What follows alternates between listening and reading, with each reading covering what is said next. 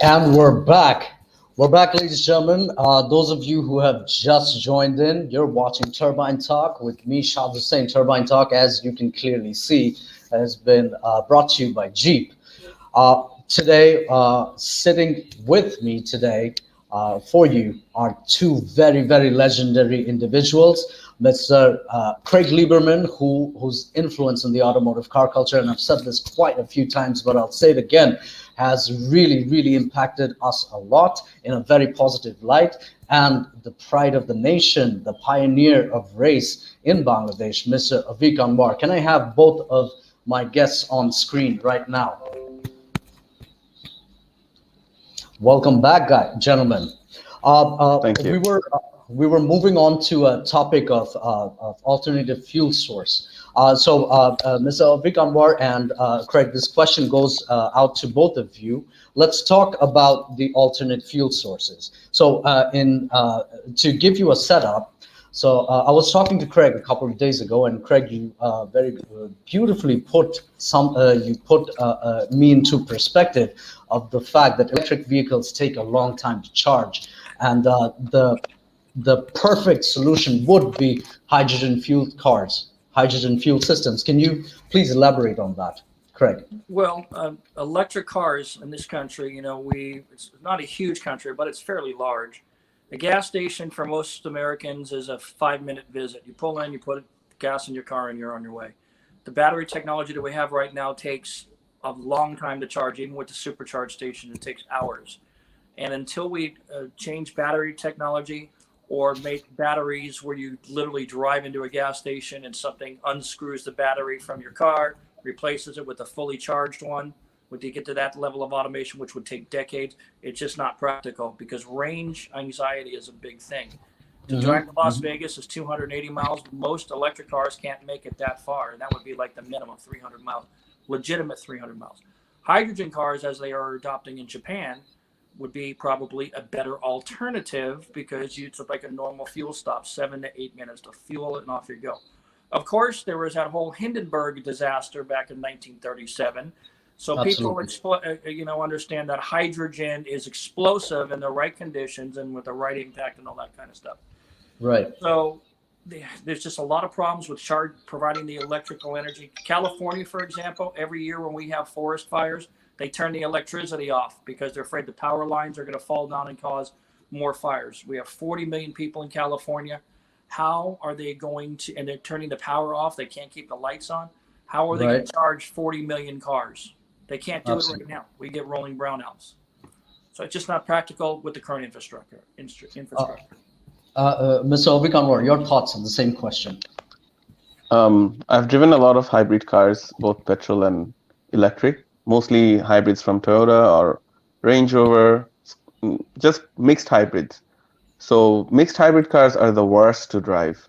They absolutely have no soul, which Craig has mentioned before. He only likes cars with souls.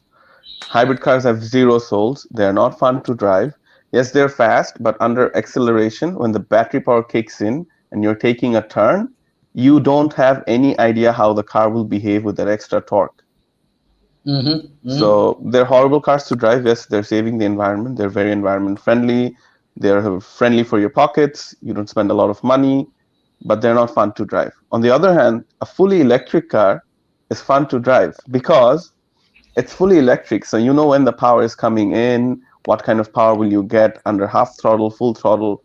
So my route would be fully electric. I've never driven a hydrogen car, so I can't really comment on that. But yeah, fully electric cars, I like how they drive. But yeah, it takes 3 days to charge my Taycan, like 72 hours. So if I didn't have any other cars, like it would be horrible. And the most fun to drive car right now in my garage is my Honda S2000. Naturally aspirated rear wheel drive. Oh, this thing is a beauty. So yeah. That's amazing. One of the cool things that for my audience I'd like to say is I've always been heavily passionate about people learning the art of driving. And these two gentlemen who are my guests today, they've actually been trained. They've gone into driving school, professional driving school, and I was watching Craig going live on Instagram yesterday, and he kept professing on the importance of going into driving school. We're gonna ask about driving school and the importance of it to both my guests. But before I do that, let's go into the chat lines and see what's happening. Mr. Shujon VW, Shujon Bhai is a very old school patron of ours. He's been with us for a very long time. He says this episode is a milestone in Bangladeshi car culture. My respect to both guests and also to Shad Hussain and the Turbine team. Thank you, Shirun Bhai. We love you, we respect you, and we're glad that you're with us. I can see that Salman Ahmed Onono is here, Mr. Farouk is here, Ms. Aryan is here. Ms. Aryan asked about the Land Cruiser V8 that Avik Bhai probably just talked about it a few seconds ago. Mr. Neon is here. Mr. Neon has asked, or will ask Avik Bhai Neon's question in a quick bit. But before I do that, let's talk about driving schools. Craig, as I said yesterday, you were talking about how important it is to attend driving school. Can you please elaborate on that? Yeah, well, in the United States of America, getting a driver's license is very difficult. You have to be breathing to get one, and that's pretty much it. It's really nothing.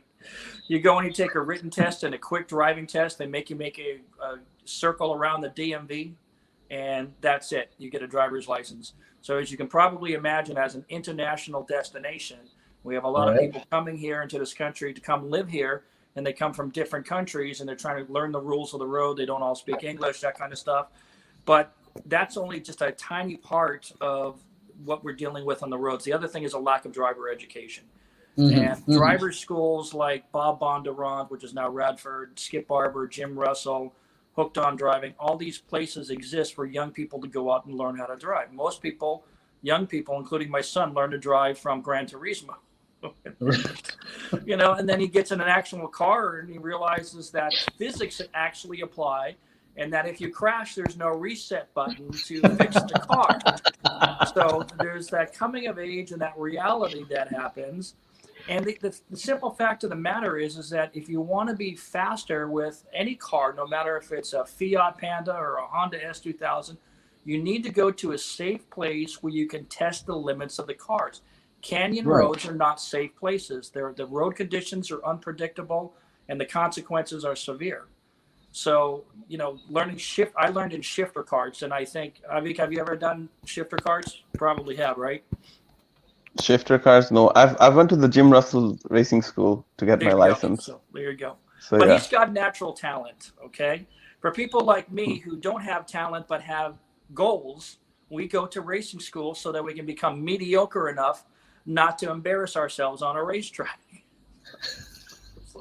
There's no racetracks here, so. Yeah, so I mean, And the other thing, another reason why I drive a GTR, because that car forgives a lot of mistakes. You have to be really, really bad to hurt yourself in that car or make a lot of bad choices. So, but driving schools for a young person, and I mean, that is the way to have a lot of fun. And once I started doing driving schools, I never did the canyon run stuff again, where I'm going whipping through the canyons and crossing over double yellow lines, because you just can't get the same thing. You don't get a time slip out of it. You don't get a lap time. You know, you're putting other lives in danger, and you just don't want to risk it.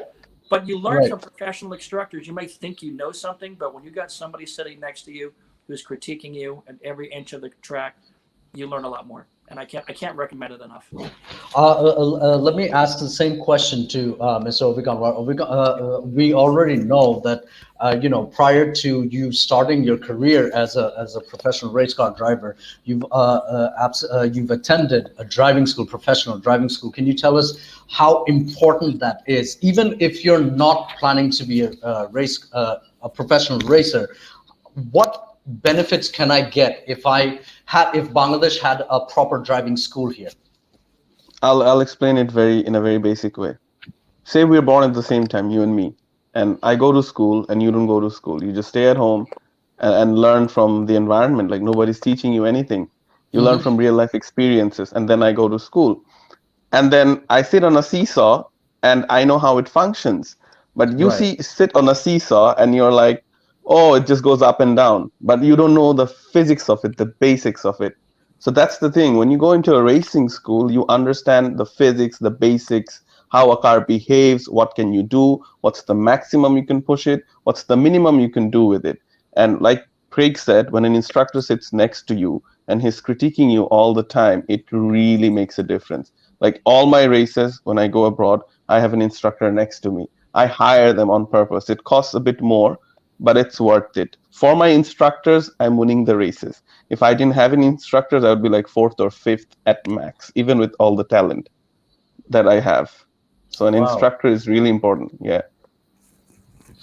Can we ask about the recent race that you won? Can you tell us about the car? So the team had two cars, two 86s. So the red car was mine, and they did my livery and everything. I did a nice livery on the roof to commemorate our 50th language day, like Independence Day. And then the car broke down right before qualifying. Like the differential just broke. And then I was really sad. So they put me in the replacement car and they're like, you can't do qualifying, so you have to start from the back of the grid. So then my instructor told me, you know what, since you're starting from the back of the grid, you have nothing to lose. Just bomb the start.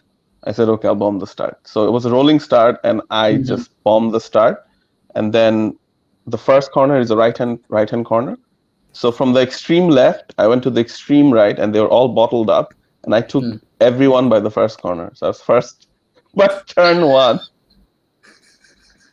And then it was really like cool. They were all fighting with each other. So it was a smooth sail home. Like I pushed the car, but since they were fighting with each other, they were losing a lot of time. And then I cruised to victory. So yeah. He's like James Hunt against Niki Lauda, this guy. He's like that was a good movie. Oh, that movie is so underrated. I don't know why more people haven't watched it. I've watched it like 3 times during COVID. I watch it all the time. I love that movie. That's a great racing movie.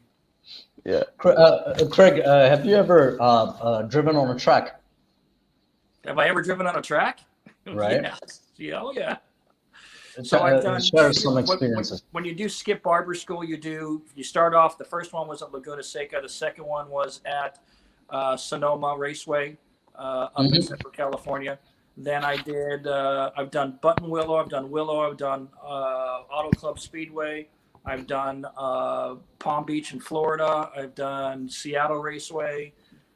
What am I missing? I feel like I'm missing a couple. Yeah, I've been on racetracks with different cars, some open wheel Ford, open wheel Dodge, Bondurant's track and Firebird, that kind of. Yeah, I've been on quite a few racetracks. Not as much as Avik, of course. But not only have I been on more tracks, I've been probably off track a lot more than Avik. No, I've beaten you to it. I've been in so many crashes. Like there was one time I was taking a corner in free practice 2, and then I lost one wheel to the edge of the track. Yep. So I was flipping at 150, like the car was flipping, and I was Man. having my life flashback in front of my eyes. I was like, okay, this is it. I'm gonna die. And then when the car settled, I was touching myself. I'm like, okay, is everything okay? And then when everything was okay, I turned the engine off because the team was like, the engine costs a lot of money. So if you're in a crash, turn the engine off. Yeah. So I That's turned all you hear the on the engine. radio. Avik, please turn the engine off. Yeah. And then I was like, my mom's like, why did you turn the engine off? I mean, weren't you like scared for your life? Your first instinct was to turn the engine off. I'm like, yeah, that costs a lot of money. And she's like, you cost a lot of money. Your life is more important. Yeah, if you listen to Formula One pit radio, are you okay, mate? Are you okay, mate? Instead, for your paper, they're like, turn the engine off. Turn it off. Is it off? Yeah. Is it off now? How about now? Is it off? That's what they're constantly doing. But I want to race in Laguna Seca one day. The track I have been racing on the simulator for a lot of years. I started playing Gran Turismo when I was a little kid from 1999 in PlayStation 1, and that track has been there all the time. Okay. So I really want to race there. Let me give you a tip for Laguna Seca. Mm-hmm. The corkscrew. When you're learning the track, when you do the walk around or the drive around, when you turn in, you're supposed to be aiming for a tree on the hill. Make sure you're aiming for the correct tree, because there's actually a couple of them. So have somebody point that out to you. Don't make the mistake I did. I am Good advice. that one. He goes, no, it's that one. I looked at they looked exactly the same. It's that one. That's so cool. Good advice. Thank you.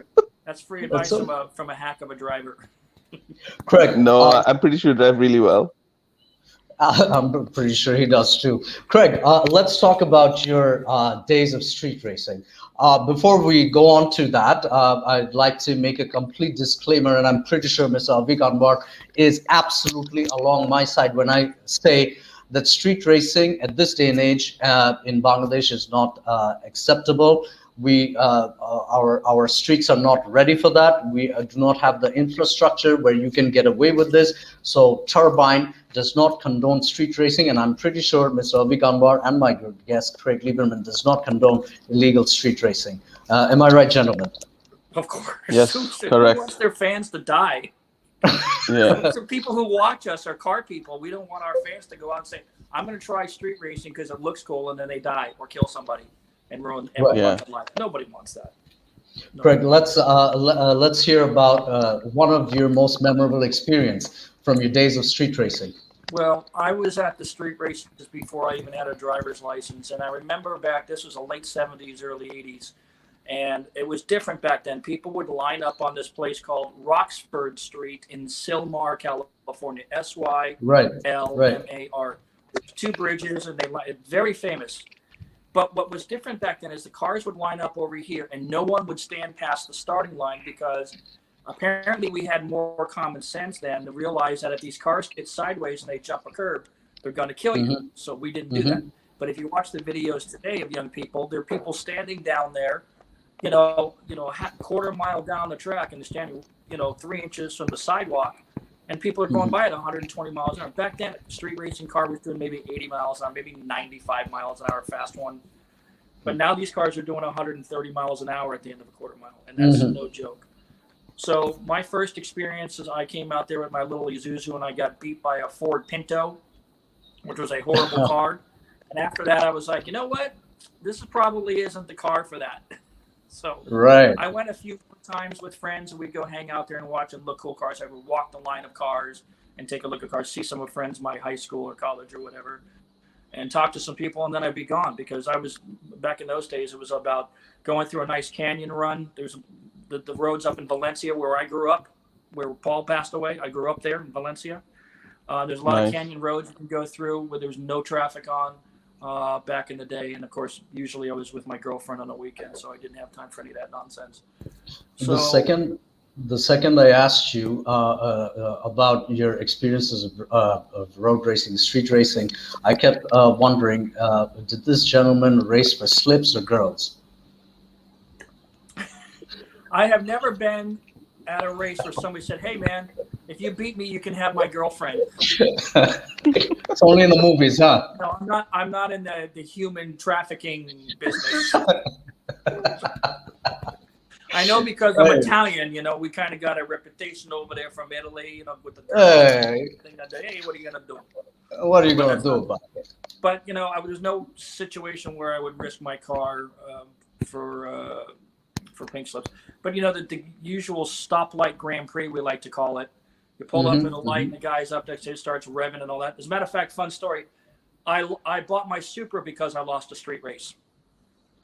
So this guy pulls up next to me in a Supra, and I had my supercharged Mustang 347 stroker, all built Fox body thing, da da da da da da da da. And this guy in the Supra just left me, and I said, "All right, that's it. I'm done with this car. I've got $12,000 in this engine. I'm done.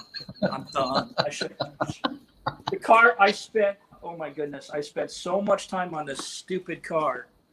Here's a picture. This was the car. Where can you see that? Let's see the picture. Oh, nice. Oh man.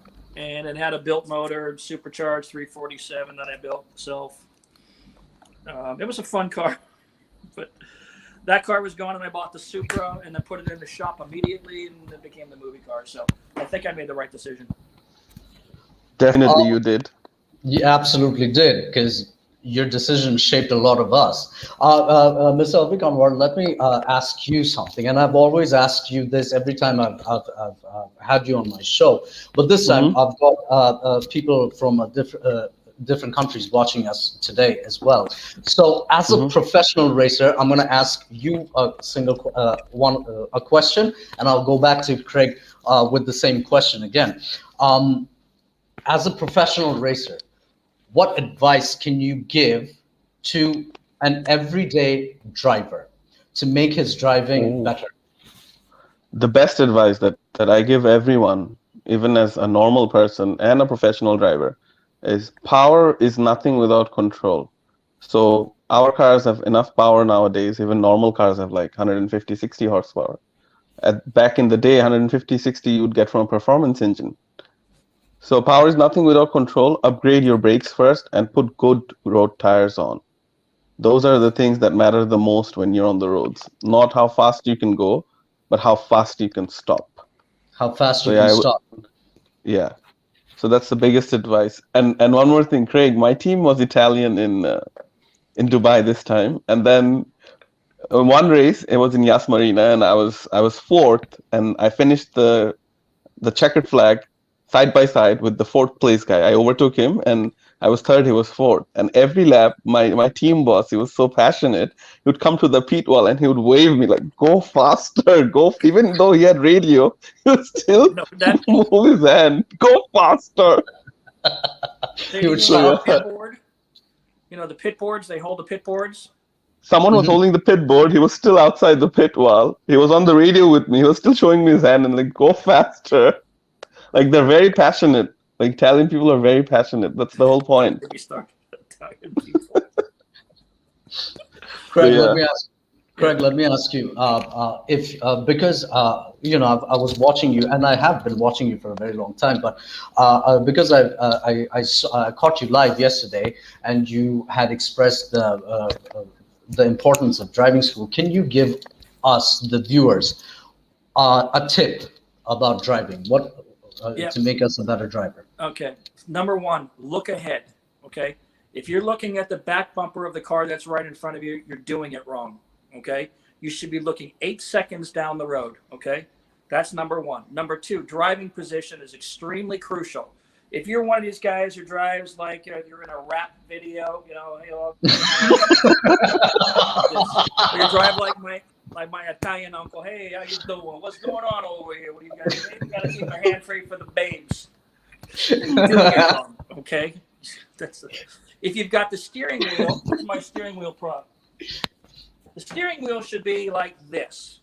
If your steering wheel is like this, okay, it's laid down. You got the tilt all the way up. You should not be driving the car. Okay, arms should be bent. Avik will tell you your arms need to be bent, because when you're driving like this, you can only go this far in the steering wheel. When you're driving like this, you can go all the way around. Okay. Okay. So looking ahead, by the time you're 25 years old, your hand-eye coordination is pretty well developed. So if you look where you want to go, your hands will naturally try and get you there. Okay. if you look where you don't want to go, you will absolutely go there.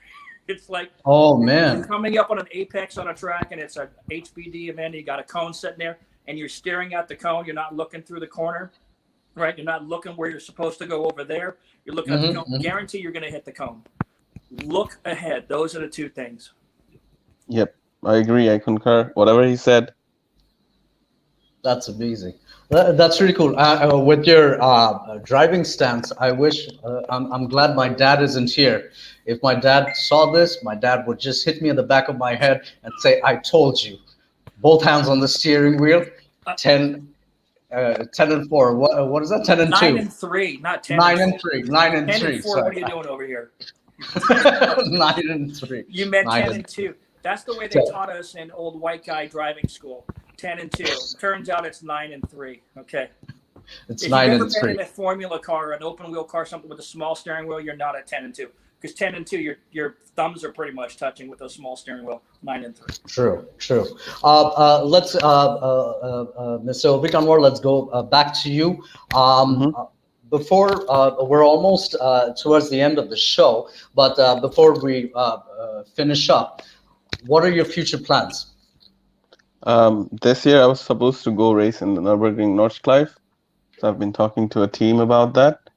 But since due to the COVID situation, the entry is very difficult into Germany right now with our passport, but we are still trying. So it'll be 2 races, and then it'll be a 2-hour endurance race, which I have to do alone at the Nordschleife, which is very, very difficult and challenging for the body. And right now, I'm not working out or going to the gym or anything. I'm just taking a break from everything. I'm not even on the simulator. I don't go work out. I'm just fasting and enjoying life. I just want to take a break from everything for a month, and then I will get back to it. So that, and then I have the Malaysian Championship Series racing, which starts from May, end of May. But even access to Malaysia is very, very hard because of COVID. So I'm like in the middle of a lot of difficult choices. And then in June, the Indian series will start. So even going to India is difficult now. It's our neighboring country, but still. So yeah, it's tough. But I will find a way. I will figure out a way to make our nation proud. We absolutely hope that you do. Mr. Avik Anwar, it goes without saying that it doesn't matter whether we think it or whether we don't. You have always done what your heart desires, and we are absolutely proud of what you have achieved. We wish you, Thank you. I especially wish you, brother, the very, very absolute best. And I hope Thank your you so much. journey keeps going up. It keeps going up. Inshallah. Inshallah. Mr. Craig, it was very nice meeting you. I can't tell you how much those films have affected my life in terms of racing. I had a very tough teenage years, and the Fast and the Furious movies got me through it. No jokes. Like it would be those movies and my cars. I can't tell you how many times I've watched FNF1 and FNF3. So yeah, it's a huge pleasure to meet you. Like I would have never been able to do it without Shad. So definitely I will hit you up when I'm in LA and we'll do some canyon runs. I did one already with the Let you drive Mustang. the GTR. So yeah, I'll just follow you. I'll rent a car and I'll just follow you. Yeah, Yeah, I'd That like way to I'll join. learn more. But if you crash my GTR, make sure you turn the engine off because it's expensive. I will. I will. Definitely. Hey, I'd like to join you guys. I'd be Please. driving a Ford Pinto. I'd be driving a Ford Pinto. I don't know this man. Avik Bhai, thank you very much for being with us. We appreciate you, brother. Lots of love. Very welcome. Best regards to your family. Thank you for having me. Bye guys. Take care. Allah Hafiz. Craig, this it's been amazing so far. We really appreciate the time that you've spent with us. It was eye-opening for a lot of us. Before I move on to the final few questions with you, let's see what's happening in the chat boards, in the chat lines. So Mr. Ashrafi Neon, he says that in our country we can go to foreign country, famous universities for studies, qualification. Can we do the same thing for Bangladesh for going on a race school? I wish I had asked this question to Avik Anwar, Mr. Avik Anwar, a few seconds ago.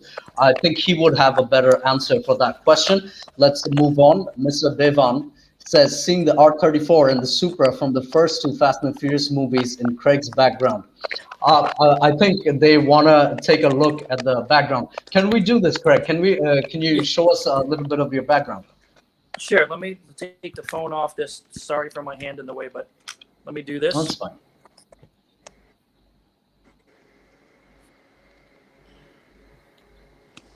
All right. I don't know how to turn this around here, but let's try it this way.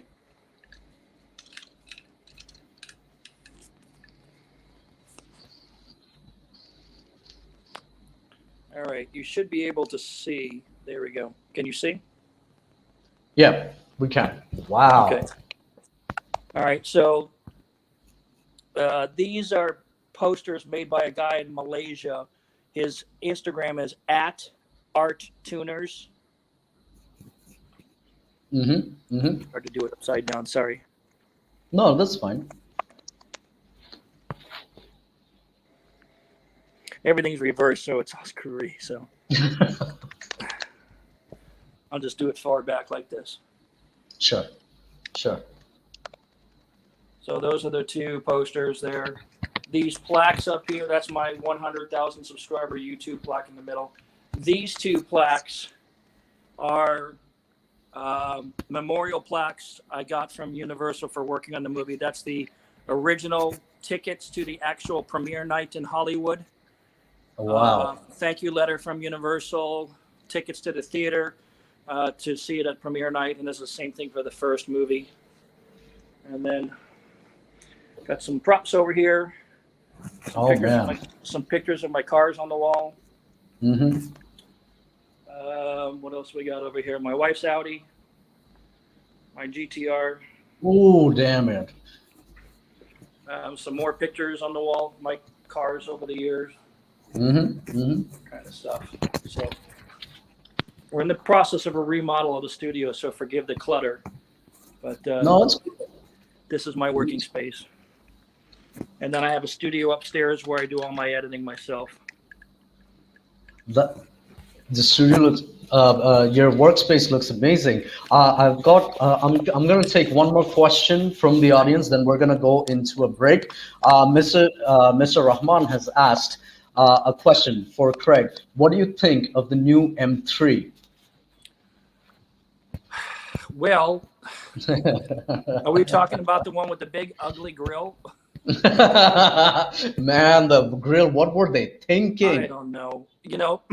Sometimes, I've learned something in my age is that sometimes when a car comes out, you don't like the looks of it initially, but eventually it becomes classic to an extent and you like it. I can say that is not going to happen with the M3 for me. Yeah, I'm pretty sure I'm always going to hate the front grille on this car, but time will see. And when I first saw the GTR, I didn't like the back end of the car very much, but it grew on me over time. But it's a little different. It's not really as hideous as the M3, in my humble opinion. So, but I think M3 cars, I'll tell you this, I used to do consulting for JD Powers, which is a company that reviews cars in the United States. That's right. There was a time when I was going from dealership to dealership with a brand new BMW, a brand new Mercedes, and a brand new Lexus to teach the salespeople how to sell against the competition. And by far, my favorite car of that bunch was the BMW 535, which is a twin turbo. It was a big car built on the old 7 Series chassis against the E350 and the GS350 Lexus. There's something special when you drive an M3. The way the steering is set up on those cars, now they've become more numb because the way they're doing it with the electric assist, it's a different thing. I think the M3s, the M cars in general, are superb. I think that's a terrible disservice putting an M badge on a car that's not an M badge. That's not an M badge. With the F Sport, I think it's watering down the brand. I've said that publicly for 10 years, and they should stop doing it. I read that. Whatever. I think M's are great cars. It's just, if you don't like the looks, it's the same thing again, like when you marry a spouse, right? It doesn't have to be the best looking human in the country and you live or within the world. It has to be one that's a good fit for you. So true. Very true.